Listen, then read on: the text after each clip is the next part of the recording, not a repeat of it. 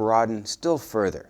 We've done the what is, we've done why is it important, how do you do it now? Unfortunately, the quick answer is easier to convey as how to not manage the business. And that one's easy because, as we've seen earlier, what isn't value is as easier, maybe easier to explain than what is value. What isn't value? Profit, market share, the growth, the share price. So how to manage for value starts with what not to do.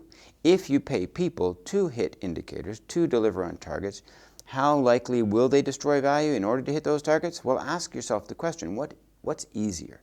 Hitting a market share target of 80% where you get to spend $1 trillion, or hitting a market share target of 80% when you can't spend more than $1 million? If I'm allowed to spend $1 trillion, no problem. I'll give the product away for free and give them $1,000 cash back each. Quickly, I've got 80% market share. But spending $1 million means I'm going to have to be much more careful. And if you give your folks targets like this and say, but you can't spend more than $1 million, you're going to hear them. But how am I going to hit my target? It'll be much easier to hit it if I could just destroy a little bit of value. Of course, it's true. If we're allowed to destroy value, hitting targets is easy. But that tells us about how to not manage organizations for value. Don't give targets that encourages them to destroy value, because now the likelihood they do is very high, and you're going to have to spend a lot of resources just to catch them at that behavior. It's how you hit your targets, and even more importantly, not having targets, but rather using the KPIs to understand how well we're managing the business. As a rule, profit is good, and more is better, because it's an indicator that people are buying our products, that we're managing our costs well, that employees are staying productive and focused on making the products that customers do want. All of these are good things, and they go on. So in general, when profit goes up, of course it's a good sign. And when it goes down, of course it's a bad sign. But keep cause and effect straight. Value being created often causes profits to rise. But does profit rising cause value to be created? Or is it possible that in making profits rise, we may actually inadvertently or deliberately be destroying value? Cause and effect. When creating value, profit probably rises. When profit's rising, it doesn't mean we're creating value. So we have to first start by stopping paying people to destroy value. Now, how do we get them to manage for value? Well, once we stop them from having the reasons and incentives to destroy value, we need to focus them on the things which do create value. We distinguish the KPIs, the indicators, from the behaviors, decisions, the actions, the things we do.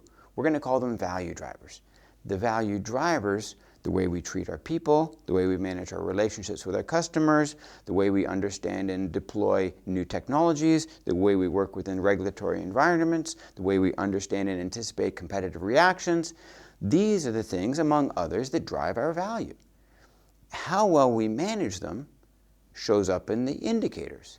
We use the indicators to help us to understand how our actions, decisions, and behaviors are showing up and driving value.